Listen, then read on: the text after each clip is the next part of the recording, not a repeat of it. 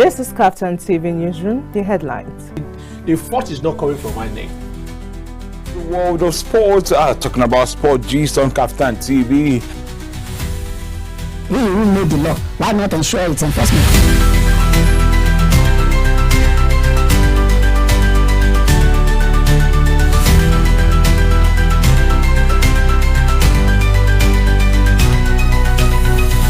$73 billion, you know. The car was actually made from a prototype of a human being. What do you understand by a woman of substance? Who is the... He said, who gave you admission? Where is the admission that you are here?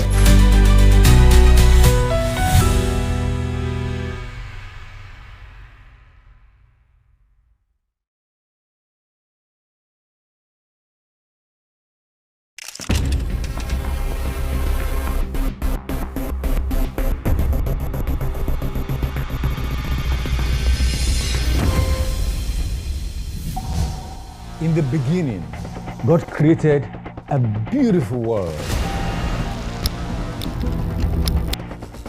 3, 2, 1. Action.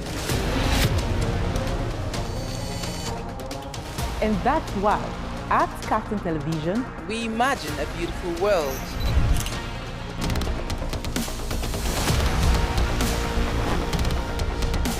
We are not just bragging. We blaze the trail in broadcasting. And it is about you. At KAFTAN TV, broadcasting is not just about information, education, and entertainment. It's an aggregation of all you need to know in Nigeria and around the world to create signal. at KAFTAN Television, we have all it takes to be on top in broadcasting. Our mission is simple: to project Africa in a truthful yet positive manner. Wait, we're coming to you in style. Here we are, starting from September. Take a look at what the facts are. And as you say on KAFTAN TV, imagine a beautiful world.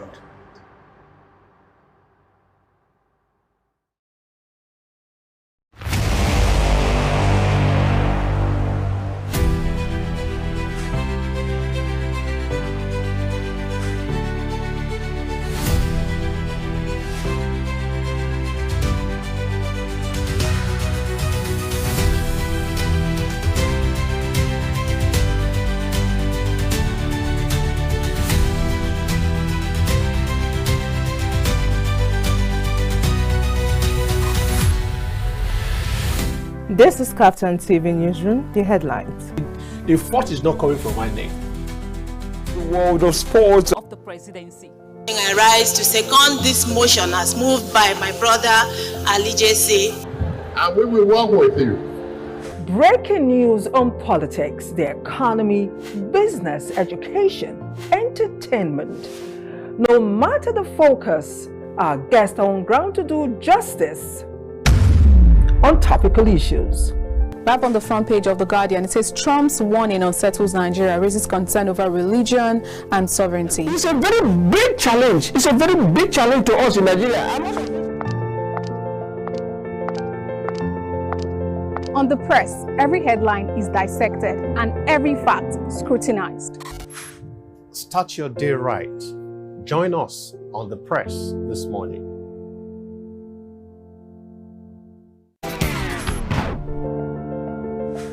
You can't afford to miss The Press with guests so knowledgeable and articulate. The World Human Rights Index and Rules of Law shows that Nigeria was ranked 142 in terms of insecurity. What of the issue of Mahmoud Yakub? Join us Mondays to Fridays for in-depth analysis from the front page of our national dailies. An Igbo group in U.S. Fault Candles continue trial, and that's on page 27 for your readers morning. From the heart of the National Assembly to the pulse of the presidency. I rise to second this motion as moved by my brother Alije. And we will work with you.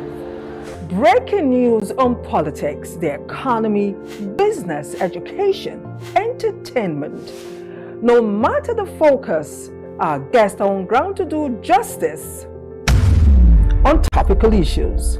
Back on the front page of The Guardian, it says Trump's warning unsettles Nigeria, raises concern over religion and sovereignty. It's a very big challenge. It's a very big challenge to us in Nigeria.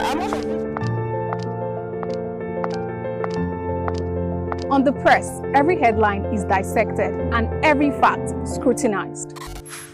Start your day right. Join us on The Press this morning.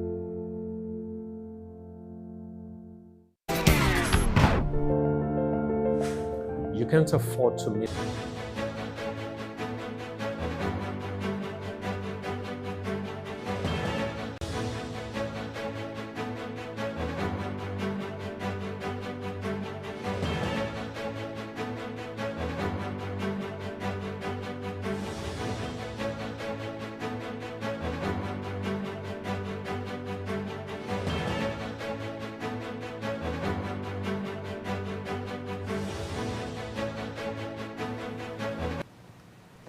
Yes, glad to have you back. We apologize most sincerely for that short break. We had some technical issues that we needed to deal with. And I'm glad to let you know that we've dealt with it and the show is about to go on.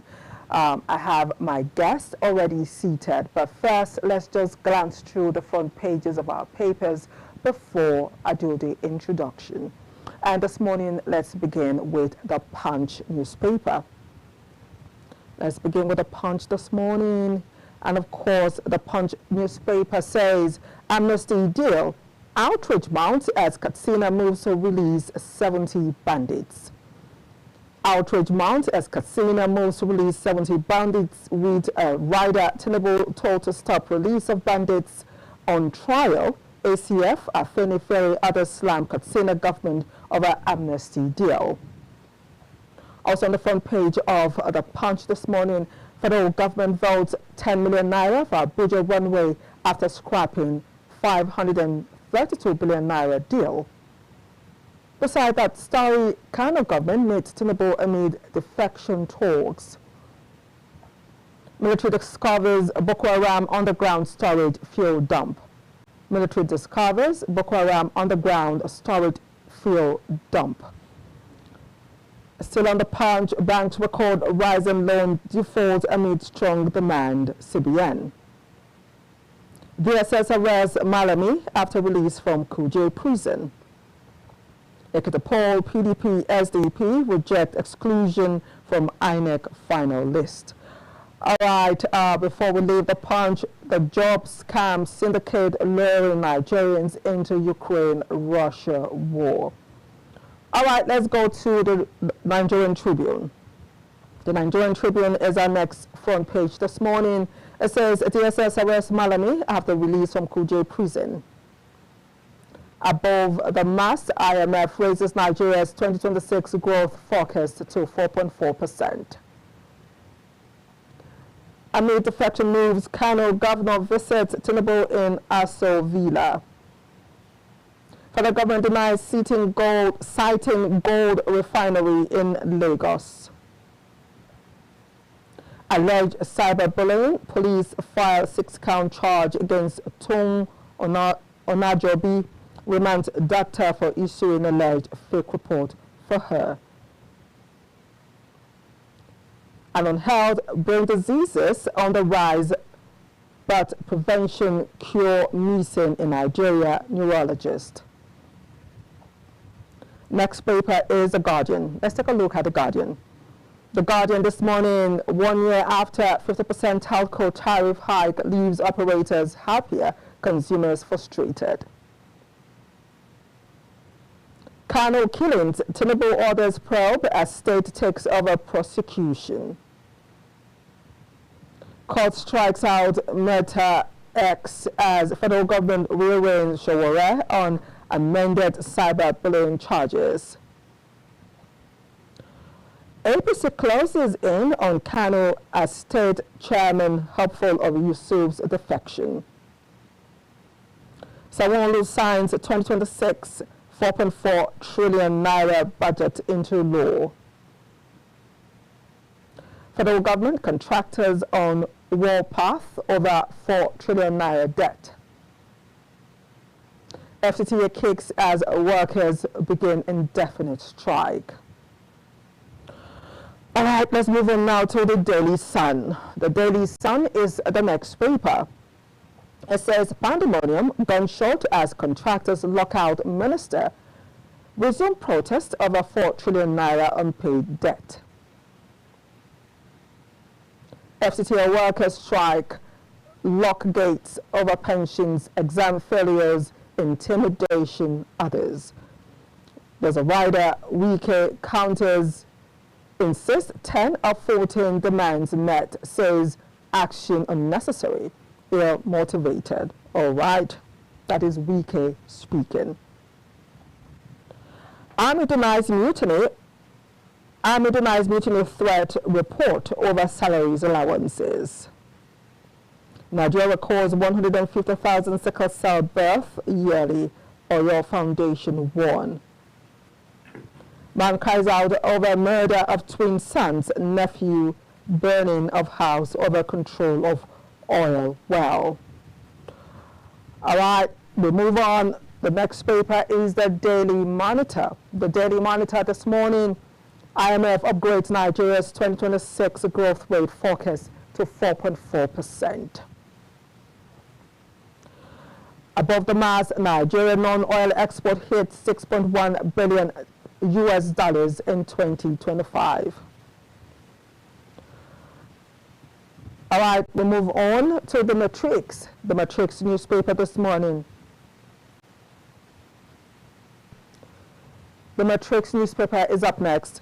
Fresh uproar trails deadly fuel scooping from falling tankers. And above the mast, Dangote outlines new strategy to drive Africa's economic expansion, industrial development. That's on the Matrix this morning. No kidnapping in Kaduna churches. Police, local officials debunk report. That's on the Matrix. Destiny Boy's death, Ogun police detain one, transfer case to LCID. That's on the incident that happened recently. And on sport, African winner Senegal face discipline from CAF after chaotic final. Let's quickly take a look at Business Day. Business Day this morning says Lagos urban renewal leaves the poor stranded on the lagoon. That is Business Day front page. Lagos urban renewal leaves the poor stranded on the lagoon. All right, let's move now to the Daily Times. The Daily Times is our next paper. It says appeal court deploys 40 justices to Lagos to clear 360 outstanding cases. That is on the Daily Times. Still on the front page of the Daily Times, NAPTIP to tighten anti-trafficking net after 93 convictions in 2025. All right, Leadership is up next before we round up with sports. A Leadership newspaper this morning is our next paper. Governor Yusuf visits Tinubu, may join APC on Tuesday or Wednesday, says the Leadership front page. Still on the Leadership, Police Commander Council Chair denied kidnap of worshippers in Kaduna churches. 2027, Obasanjo in closed-door meeting with IBB. Kano family of 7 murder suspects' father wants him executed if found guilty. And finally, on our front page newspaper this morning is the Punch Sports Extra. The Punch Sports Extra, AFCON, the good, the bad, the ugly. And of course, if you love sports, just pick up the paper so you can read more. If you see the pictorial on the front page, there are a lot of stories that you can pick from this morning. All right, and on that final note, we round up on our front pages this morning. And I did tell you that I already have a full house. We'll take just a brief break, and when we return, I shall be doing the introduction and, of course, give you my analysis before we start on our discussion this morning. Stay with us.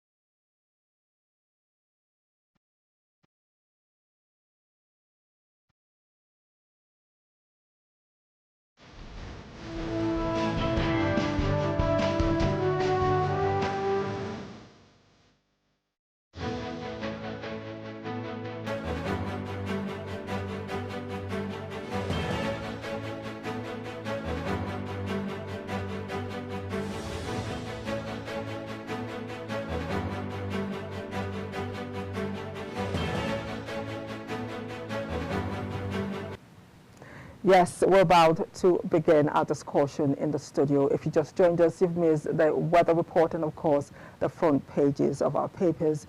If you did, you need all the information that you can get on Nigeria. Just go out and get your papers, or if you have enough data, you can read up all the stories right online. So, my guests are here. Let me do the introduction. I have a friend, and I have a new friend. I'm going to start with my new friend. Today on the show, we shall be taking a look at a very important topic. Amnesty Deal, outrage as Katsina moves to release 70 bandits. Amnesty Deal, outrage as Katsina moves to release 70 bandits. My guest is Tajuddeen Ahmed Tijjani, is a social affairs analyst with excellent communication, analytic thinking, and strategic planning skills. He is also an engineer. TJ, it's so nice to have you on the press this morning. You too. Happy New Year. The first time you were supposed to meet, something came up and someone else was on the show. And I'm glad to finally have you on the set this morning. Thank you for having me too. Yes. Thank you. And of course, he is my new friend. Let me introduce my friend. He is Emmanuel Amiemenoghena, Ami-Okhani. I'll take that again. Is Emmanuel Amiemenoghena, Ami-Okhani. Is a public affairs analyst. Is also a development practitioner and a public affairs analyst, which I said, with extensive experience across civil society. His work spans peace and security, governance, and climate change. Emma, it's so nice to have you. Yeah, nice to be here. Happy New Year. Yes, Happy New Year. You guys are looking so healthy. So suffice to say that the holiday really did you well. Exactly. Yeah, but we're paying back. All right, you met my guest this morning. And again, our topic this morning, Amnesty Deal, outrage as Katsina moves to release 70 bandits. So my analysis before I give our guests the chance to have their say. Now, prominent socio-political organizations, including Afenifere, Arera Consultative Forum, Owaneze Indigo, the Middle Belt Forum, and others have expressed outrage over a plan by the Katsina state government to release 70 bandits as part of measures to patch up a floundering peace pact with bandit leaders. The groups in separate interviews have described the move as reckless and a danger to national security, calling on the federal government to hold the provocative action. Also, religious and community leaders in Katsina State have voiced strong opposition to the proposed amnesty for the bandits, whom they described as a grave threat to the state and Nigeria. It should be noted that Katsina State is dealing with a surge in bandit attacks, with over 1,500 civilians killed between 2021 and 2025. Recently, the state government approved the release of 70 suspected bandits as part of a peace deal with armed groups. The move has sparked controversy, with critics arguing it undermines justice and emboldens criminals. Though it hasn't been confirmed if the bandits have been released or not, negotiating with terrorist groups in Nigeria, including Boko Haram, ISWAP, and various bandit factions poses significant challenges for security and governance. Most Western countries have a stated policy of not negotiating with terrorists. However, this policy is typically involved during hostage crisis and is limited to paying ransom demands, not other forms of negotiation. For many Nigerians, insecurity is a daily reality. There's always a chance of danger around the corner. People live on the edge, unsure of what each new day may bring. This constant state of uncertainty and vulnerability levels so much pain on Nigerians. It leaves deep scars. The effects of insecurity in Nigeria are far-reaching. People hesitate to travel, socialize, or pursue economic opportunities because businesses also struggle, or they can overly relocate easily within the country. This is my analysis this morning, as once again we'll take a look at Amnesty Deal, outrage as Katsina moves to release 70 bandits. So, gentlemen, this is our reality this morning. In the midst of my analysis, I did say that we are not even sure if these 70 bandits have been released, but this is the reality. I said yesterday, proper information couldn't be gotten as to when or how this will go through. Yesterday, questions were asked, but this is just early morning. No information was given if it has happened. But this is not the first time we've had bandits released back to society, and it's one situation that is becoming really worrisome, going by the insecurity situation in the nation. From the top, TJ, I'm going to ask you, Amnesty Deal with bandits in Nigeria. For you, I would want your reaction to this because, again, like I said, these stories have come up. The federal government has denied such situations with bandits. It keeps coming again and again. The Katsina state government is definitely involved in this, and here we are again with no peace in sight in terms of insecurity. Releasing bandits back to society, for me, is unacceptable. I don't know your reaction to this latest development. Well, if you look at it, when you look at our constitution, section 14B of the 1999 constitution, as amended, said that the security and welfare is the primary responsibility for government to take care of. So without security, without welfare, then there is no government in place. So to say that government is trying to give amnesty to this bandit, then there is a question that you should force to the government. Has the government felt in its primary responsibility to take care of security and welfare of its citizens? Or how comes that this has come to be? Is it with the knowledge of the communities that are living, especially in Katsina, as I heard, that the amnesty is going to take place while the Commissioner for Security, Internal Security in Katsina, is trying to justify their action, which to me is very, very unacceptable. How could people that have kidnapped, demanded ransom, demanded ransom, killed unjustifiably, killing unjustifiably, to be released and to be back integrated to the society? On what basis has the government refused to take action to this heinous act, to these non-state actors that have the gut to get arms, which we don't know how it comes from? Some reports say that due to the falls of Libya, that proliferation of small arms are being infiltrated into our country, which is highly unacceptable. Government should be expected to scare our border, to scare our borders in all nook and crannies of this country, that no one should come in with any arms that will affect our citizens negatively. So the civil society organization and the religious body that are totally against this, I join them to totally condemn and go against the issue of trying to give amnesty to this bandit. Well, if you look at it, so many things have been happening regarding the issue of this insecurity. You will see in broad daylight that communities have been brought in with bandits come with their arms, exploiting, showing it in the daylight that they are trying to establish peace, while you will see that those bandits, they are going back to the villages, they are going back to the bush with those arms. I can't understand, I can't fathom this. It's a real sense to me. This is very unacceptable. Government should find a way that to see that. We should look at the cause of this issue. What happened, of course, that people, the citizens of this country, are taking arms against each other. Then certainly there is a root cause of this issue.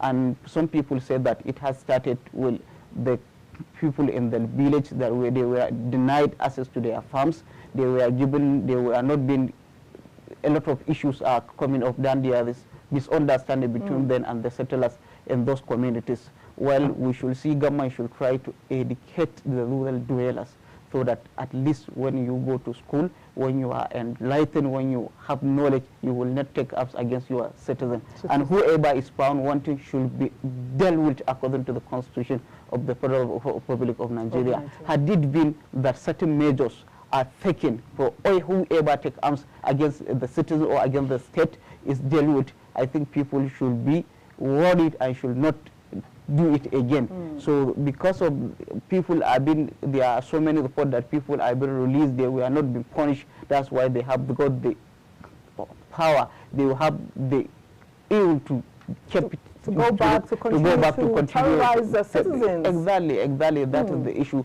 which is very unacceptable. So if government try to educate from the rural areas, educate our citizens, I think educated person, someone that knows what to do with his knowledge, he will not take arms against his citizens. And also, if you look at the issue of this insecurity, you will see mostly a youth that have been involved.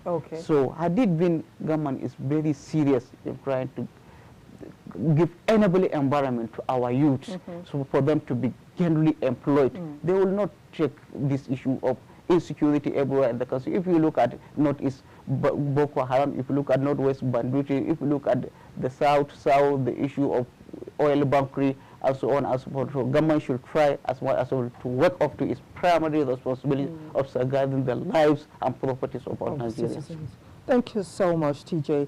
Emma, you already heard TJ's opening remarks on this very worrying situation, granting amnesty to terrorists. That is basically what it implies. People who have taken lives, people who have held communities under siege, people who have killed, who have maimed, who have shed blood, people who have taken ransom in exchange for life. And most times, even when you pay the ransom, you're not guaranteed of getting your family, your friends, whoever was involved, getting them back alive. 2026, one begins to wonder, in Nigeria, the greatest black nation in the world, where you have the greatest minds that you can think about, we break records all over the world, we set trends that people want to follow. In this time, we have news like this that, I mean, it's bitter in the mouth. I can barely swallow it. I really want your reaction on top. Seeing such a report that, again, we're having such a situation. 70. One is not even, in fact, to imagine one bandit released, not to talk about 70 again, the fact that this is not the first time this has happened.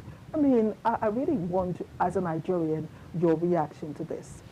Okay, so thank you. So the report is worrying, but would we say it is surprising? I think for all of us here, it's not a surprising news.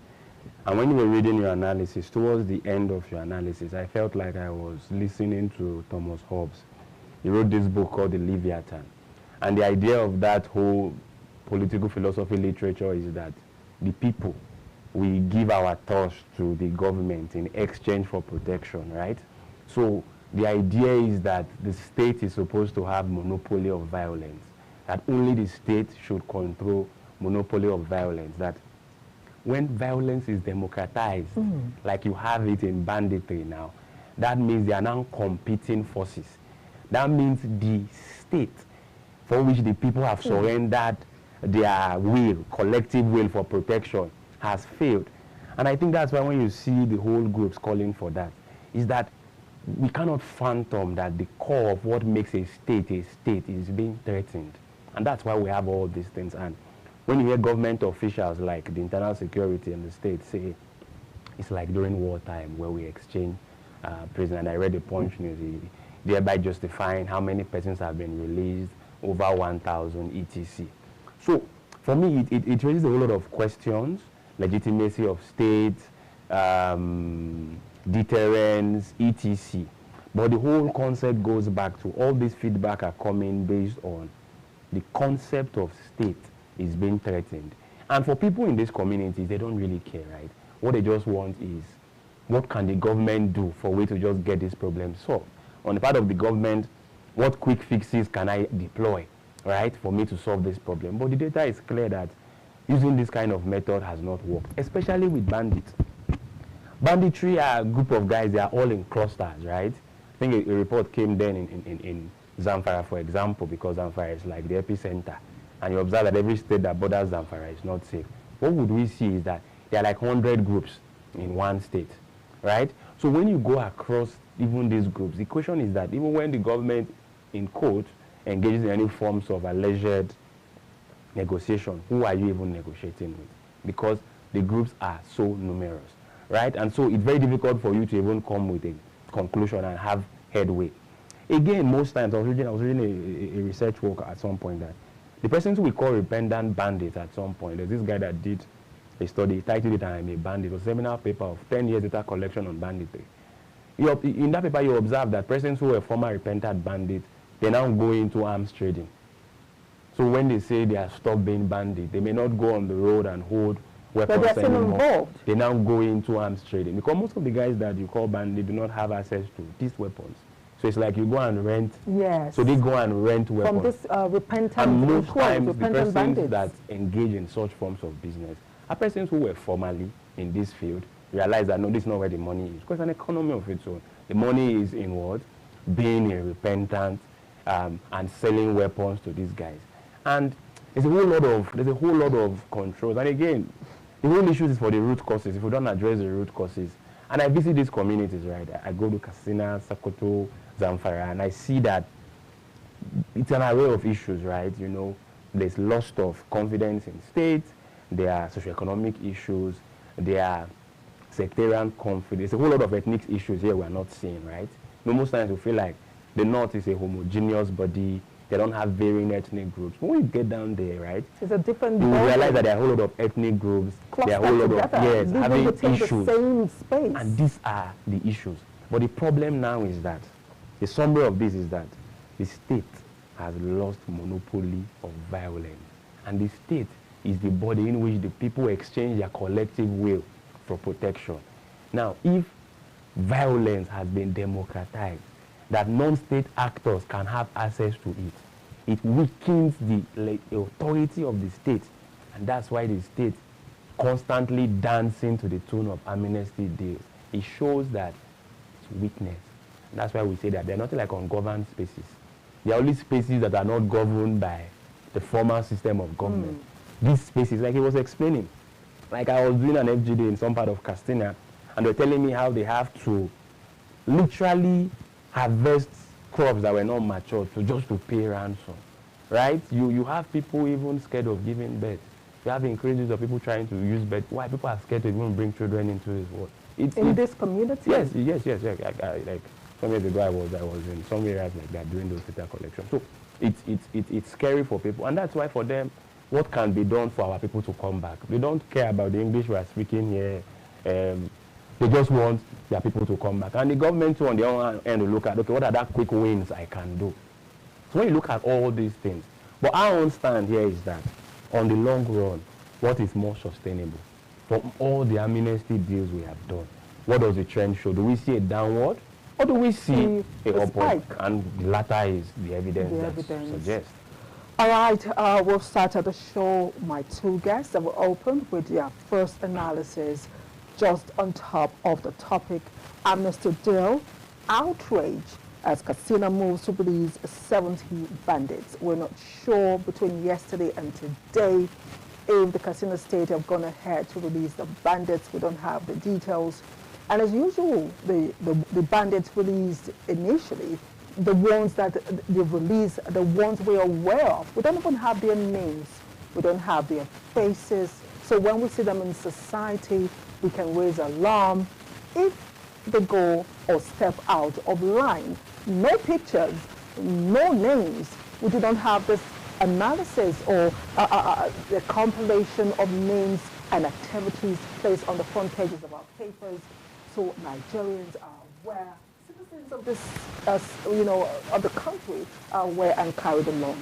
It is really, it's biting.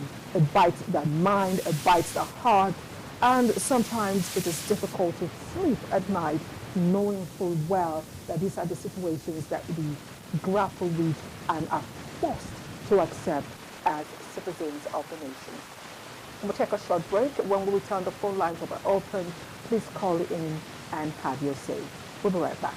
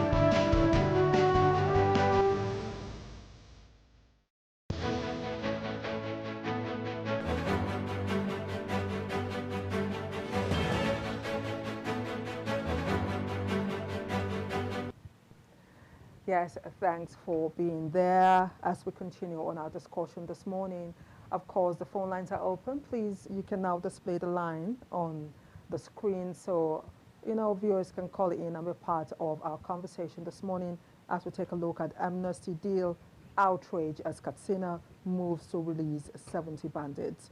Now, it is shocking because this particular action is part of measures to patch up a floundering peace pact with bandit leaders, according to the Katsina state government.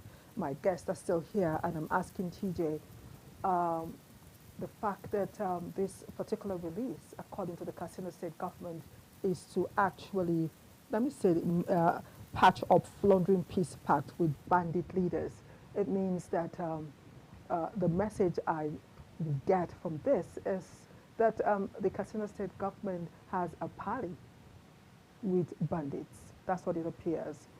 You rightly said that if this continues, the message again to the people in Katsina is the fact that they can break the law, they can take up arms against their fellow neighbors, and of course, when they get caught down the line, while trial is still on, they get amnesty, and of course, they go scot-free.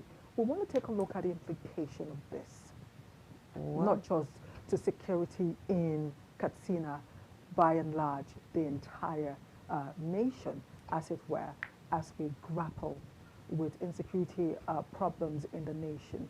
Every day you open the papers, you see kidnappings, you see killings, kidnapping for ransom, and of course, what Emmanuel told us in the course of his field work, the fact that farmers sometimes have to harvest crops that are not matured to actually pay and feed bandits that have become part of their lives. Let's take a look at the implication of this, if not checked. Again, recall Nigerians are calling on the president to actually come in here to ensure that this is stopped. Not just in Katsina, but all over the nation, where governors or states actually party, give amnesty or negotiate with terrorists or bandits, which is not acceptable at all. The implication of this, if not checked, please, this is 2026, and this is where we're at. TJ, I really want your reaction. Well, I have said, as I said earlier, that it is unacceptable to allow non-state actors completely ravage certain communities, not only in Katsina, all over the country. It is very, very unacceptable. And the issue at hand, if you look at it, if this allowed unchecked, is that there is possibility all over the country. Everyone will say that he will take arms because the government at the end of the day will call him and say that he will negotiate certain power factors, which the primary responsibility of the government has been drastically failed. Then we are not a state. If this, what I am calling on the federal government of the Federal Republic of Nigeria, the president and whoever is called the security chiefs, should also have everything, should see that to bring a kinetic and non-kinetic approach to see that how this could be put to stop. Because if this continues being unchecked, then there will be a non-governed country, which we cannot take it. We give these people our vote in order to safeguard our lives. So we expect that government should do whatever it will do within its means to see that it protects the lives and properties of our people. That is the only thing that will guarantee peace in this country, and that is the only thing that this country will prosper as a nation. We can be able to see that, yes, this is in 2016, we can ball our chests that we are moving forward. Perhaps next year there will be another election cycle, which we are expect that this government is looking for the election, while the Nigerians will look at it, will look at the positive impact of the government and the negative impact. Then we will rate the government. What has it done? Does it deserve our vote to continue safeguarding our affairs in this country, or it has not? So government should understand that we the citizens are very watchful. We are witnessing, we are seeing what is going on in this country, and we are trying to see that government should put things in place that will be in the best interest of our people. The consequences of allowing bandits or allowing non-state actors to come to the table without proper arrangement that this will stop is very negative. It has very negative consequences in this country, which will not be allowed. And I'm calling on whoever is responsible to come in place so that the citizen should also give good information, should also share information with the security agencies. You know, I have said it earlier, that I have said it in several forums, that security agencies cannot do it alone. We need the cooperation of the citizen also for us to live in a peaceful country, for us to have a nation that will be guaranteed, the security is guaranteed, that intelligence sharing is very important.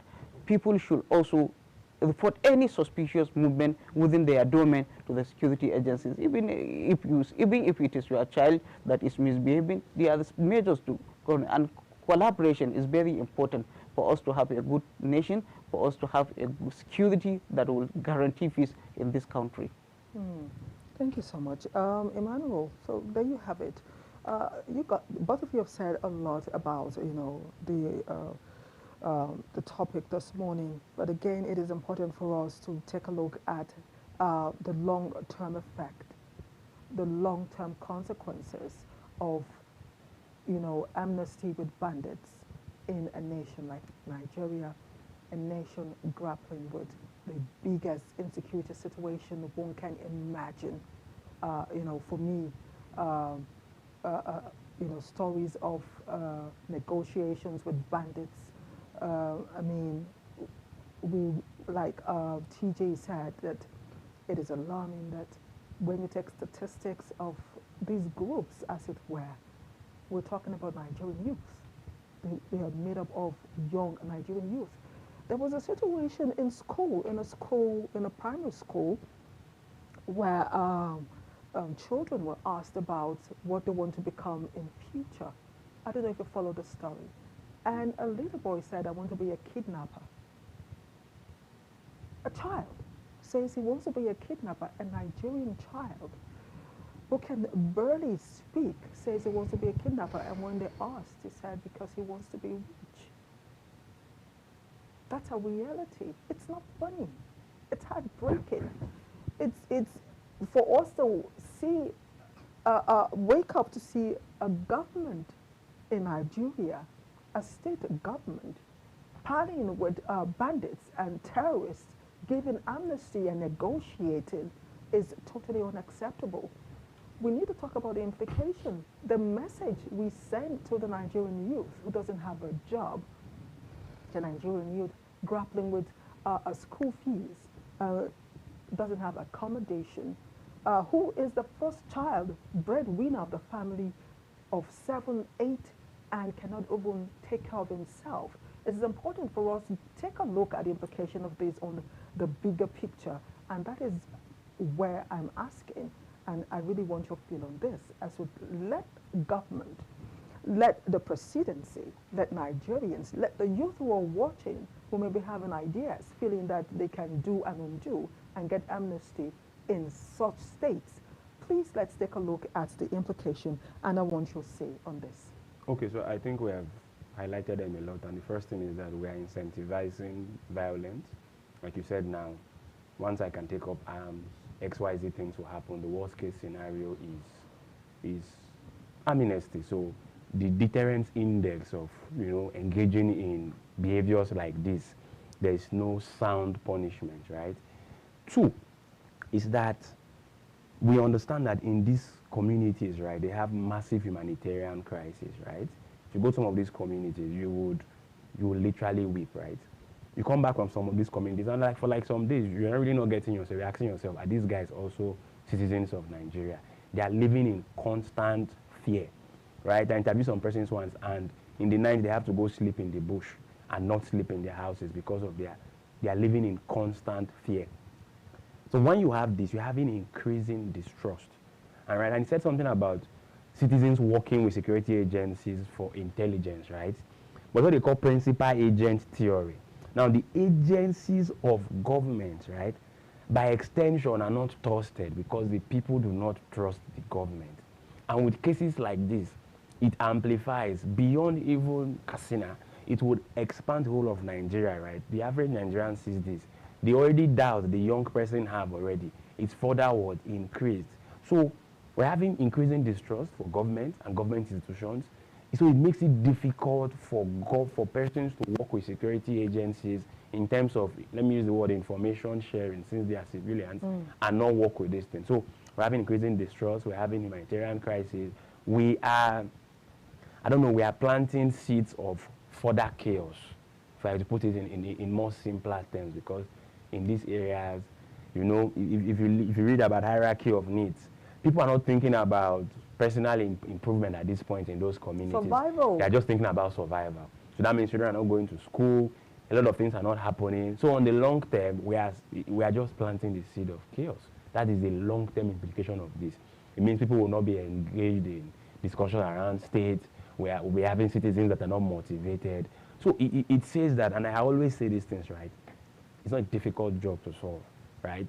I remember the last time I was here, I was telling you that Nigeria is like a patient that has an array of sicknesses, and you're asking yourself, which do I start with, right? And you have to solve all of them at the same time. So what's going to happen is that instead of the sicknesses to reduce, they will keep amplifying, and we'll be having population explosion.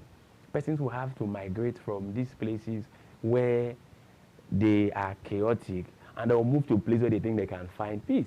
And you start having issues about all the baggage. Yes, indigene versus settlership. So you start having another array of communal violence, and we have seen this play out in places like the Middle Belt. Most times, what you have there is that indigene settler debacle, where they are trying to argue who is the person here. Maybe you left a place of conflict, went to another place, stayed there for 20 years. Your children grew up there.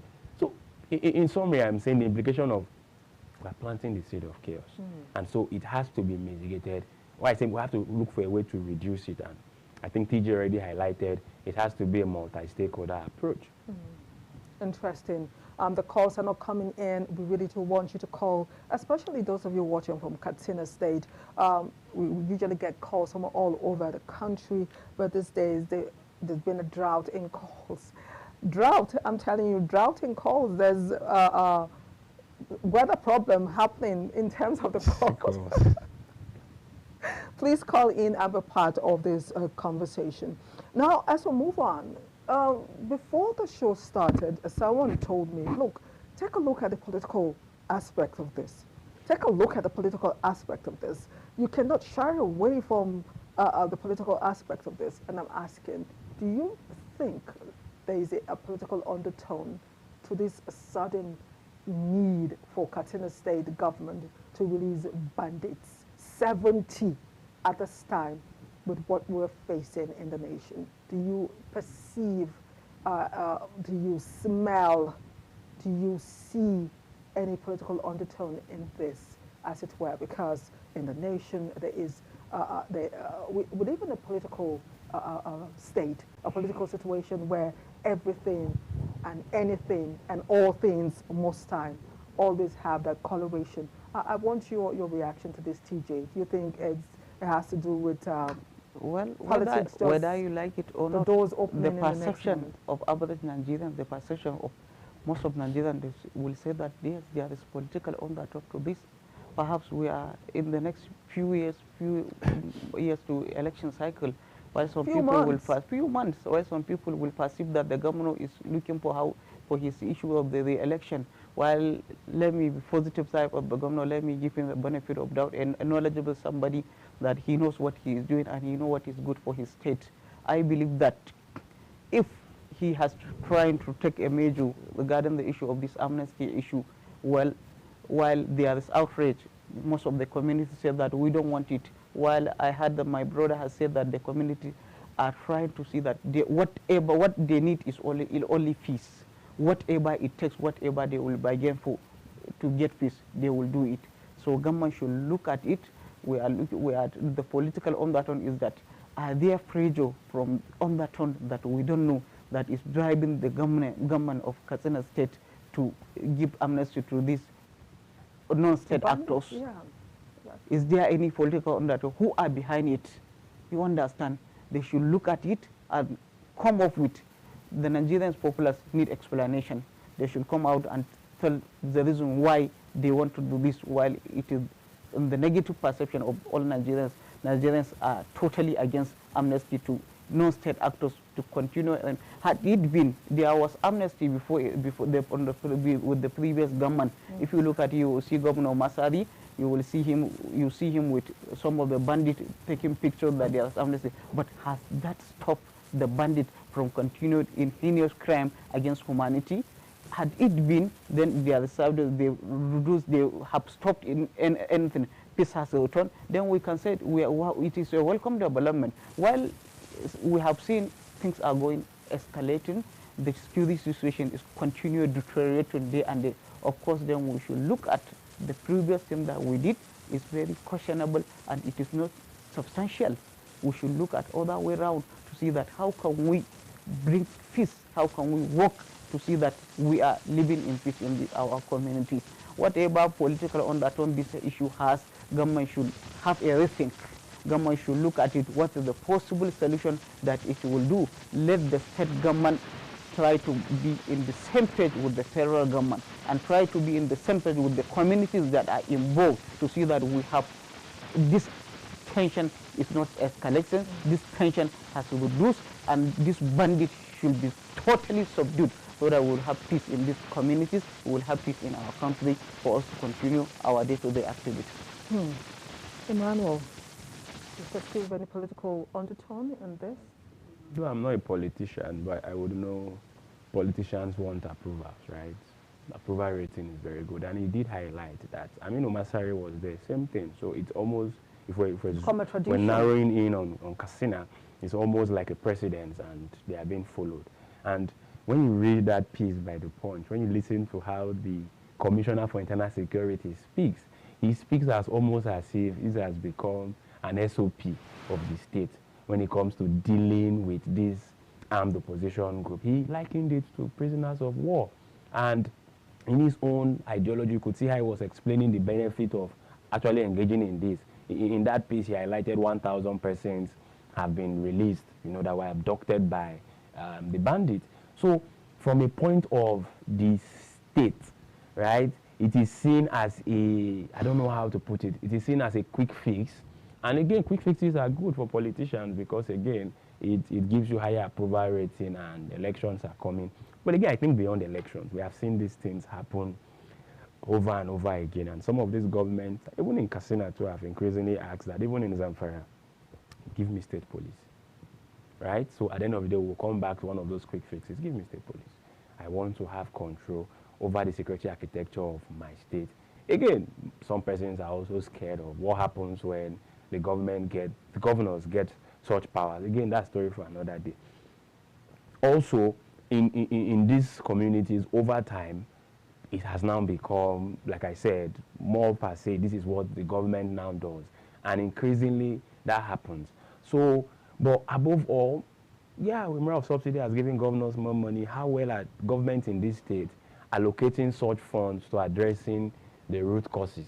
What we are seeing now, if you do peace and conflict, is the manifestation of conflict, kidnapping, etc. is a manifestation. We're going to talk about the root causes. Something led them to that place. So how are they allocating resources, right, to addressing this?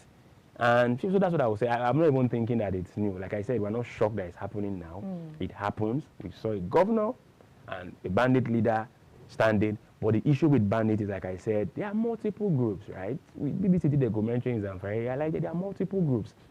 If you read some research work, you will see how even these groups have gone ahead to even share territory. That I operate here, they don't even want conflict among themselves. Don't come in here. You see how this group even have a means of conflict resolution. So it's money, right? I'm doing these things. I'm seeing it working. Human beings are rational thinkers.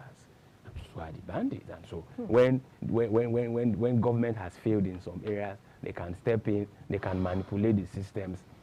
It's worrisome. So it is. Is it because of elections are coming, are happening? I would say no, because it's something we see all the time. It's becoming a culture. Yeah, if we can have a trend from this to this. And when that agency of states can boldly explain to you why this is not a bad thing.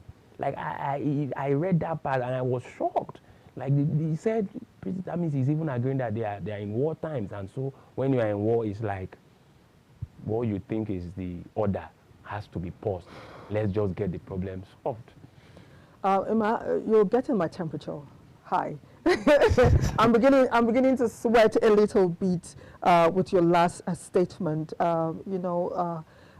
It's no laughing matter what we are faced with. While you were talking, the imagery playing in my head, where you actually said that, these bandits, there are many, we have many groups, and within themselves, they've divided the state. Yeah. And it's like, this belongs to me, this particular zone belongs to me. There'll be peace amongst us as bandits if you do not cross the line. And we've explained here that we have different groups. We're not talking about one group, as it were, or two or three. They keep sprouting like onions every day. It's Hydra-headed. It's Hydra-headed because now they believe that amnesty can be given. So what I feel, even in their head, they're doing the right thing. They don't see anything wrong with what you're doing, and it goes on and on. And the imagery I got was, or is, the possibility that one day we wake up and this group collectively come together and they overrun the state government. What do we do? What will the citizens, what will the people of these states who give amnesty to terrorists do on the long run? That's what is playing in my head. That's right literally now. where we are. Like, you have series of saying that in XYZ LGAs, in XYZ states, that they are not under government control. You go to local government secretariat in that place and nobody is manning that post. So we are already there.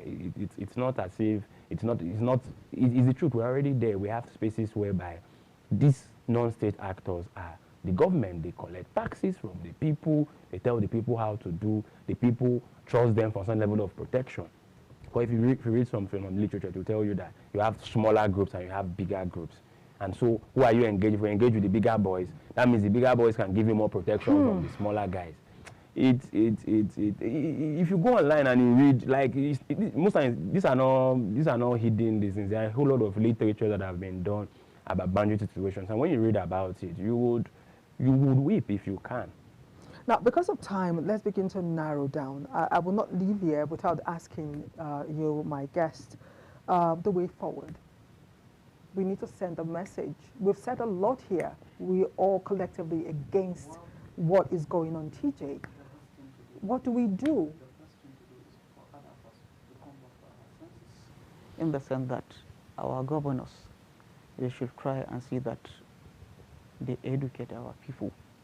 The responsibility is for all of us to wake up the government and the citizen and to see that the panic here for this banditry issue and any insecurity is education. To do education, you can fight poverty, you can fight whatever crime. Of course, without education, our state, our nation will continue to deteriorate. So our leaders that we are given the mandate to safeguard the security and welfare of our people, they must come back to their senses, in the sense that they must ensure that the federal allocation, the taxpayers' money, is used judicially, in the sense that our primary schools should be revived to ensure that people are educated. I believe that when people go to school and they are educated, they will know what to do with their lives. They will not waste their lives. They will not take arms against the state, against their citizens. They will try and see if the issue of people are Jaffa, people are moving out of the country, it is because they are educated. So those that are not educated, they will sit down in the country and continue to perpetrate crimes against humanity. So our people should, from the grassroots, our government, our leaders should educate our people, and there should be no bias. Everybody needs to be educated. The children of the poor, the children of the other Nigerians, the children of the other Nigerians, everybody needs to bring on board so that we build more schools, we train our teachers, we give them in training that they will give positive impact to the student, that will teach our student in the sense that they will teach our people in the sense that they will know what is wrong and what is right to do the right thing. Without education, we are not going anywhere. We have to educate our people. The federal government must wake up, and the state government also should wake up to its primary responsibility. Emmanuel, you've been talking about the root cause. You mentioned the root causes and, of course, the way forward, please. I think we have enough evidence that quick fixes do not solve the problem. I think that's what we have seen over time. And that means the solution has to be grounded. It has to address, you know, social, economic, social, cultural issues. We need to improve the concept of trust.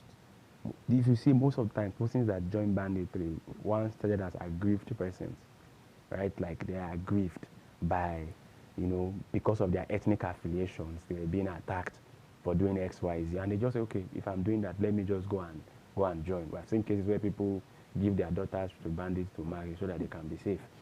So the point I'm trying to highlight is that how do we address those root causes? And he has made a very big suggestion: education, right? Universal basic education. It's a right, right? Because you, like, primary school education is not negotiable. People should have the access to do that at least. Safety, employment opportunities, livelihood, trust in state, all these things have to be done and have to be done holistically. And to be honest, it's difficult because the enemy, I would say in this case, right, has grown more powerful by the day, and increasingly understanding that they have that concept of have some violence power, and so they can negotiate. So how can the government get itself back to even negotiate from a point of strength, right? Because at the point now, the government is negotiating from a point of weakness.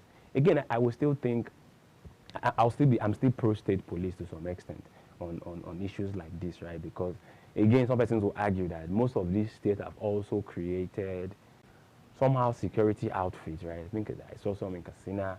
You see them in some of these states. How well are they working? I think we also need to do a whole lot of data-informed decision making. Because most times we assume this is the problem, and that's where root causes come in. Root causes is actually understanding why this exists. Because you may just think here and you will think that everything is about this. No, but when you want to solve conflict, right? Conflict is solved from the root causes. And most times when we design interventions that's supposed to address this, it's not informed by data. It's informed by populist demand. This is what is popular, and I mean, this is what is popular. Yeah. So we don't have time. We don't have time. We have just 1 minute to go.